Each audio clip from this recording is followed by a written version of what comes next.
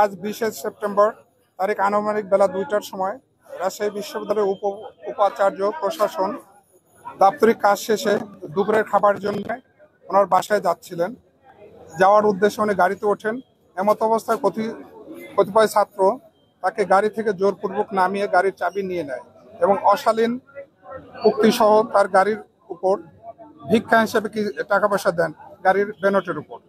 এরপর উনি গাড়ি উঠতে না পেরে গাড়ি থেকে নামিয়ে দেওয়ার পর উনি হেঁটে তার বাসার দিকে যেতে থাকেন এবং বাসার গেটে যখন ঢুকতে যান ওনার বাসার প্রধান ফটকে তালা দিয়ে দেওয়া হয়।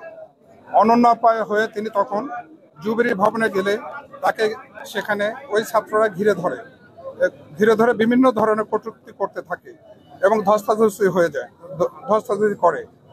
তখন তিনি প্রক্টর সহ তার বডির সদস্যবৃন্দ তাকে প্রোটেকশন দেওয়ার চেষ্টা করে এবং প্রক্টরকেও শারীরিকভাবে লাঞ্ছিত করা হয় এবং তার পকেট থেকে 10,000 টাকা এবং নিজের ঘড়ি খোয়া যায়।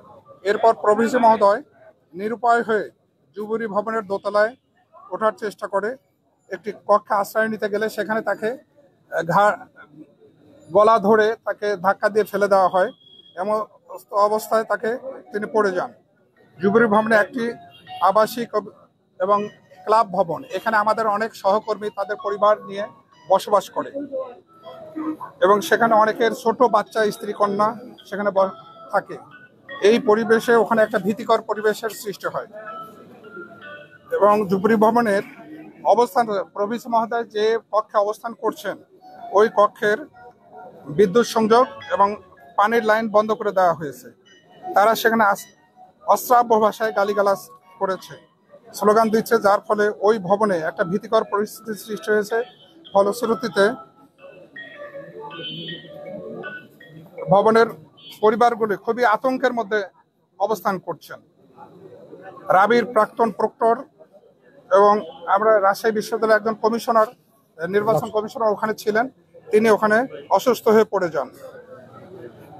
উপরোক্ত ঘটনাবলী আসন্ন রাকসু ইলেকশন বানচালেরই অংশ বলে আমরা মনে করছি। 20/9/25 তারিখ শিক্ষক লাঞ্ছিত হওয়ার 20/9/2025 তারিখ শিক্ষক লাঞ্ছিত হওয়ার ঘটনার সাথে জড়িত ছাত্রদের দৃষ্টান্তমূলক শাস্তির দাবিতে এবং ক্যাম্পাসের সার্বিক নিরাপত্তার স্বার্থে আগামীকাল রাজশাহী বিশ্ববিদ্যালয়ের সাধারণ শিক্ষক সমাজ পূর্ণ দিবস কর্মবিরতি পালন করবে। আমরা সেই ঘোষণা করছি এবং এখানে সকল শিক্ষক কর্মকর্তা কর্মচারীবৃন্দ আগামীকাল পূর্ণ দিবস কর্মবিরতি পালন করব এবং আমাদের এই দাবির বিষয়ে সুষ্ঠু বিহিত না হলে পরবর্তীতে এই কর্মসূচি চলমান থাকবে। সবাইকে ধন্যবাদ। দাবিটা বিচার দাবি করছি।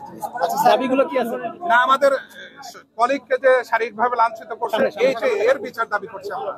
ধন্যবাদ সবাইকে। ধন্যবাদ।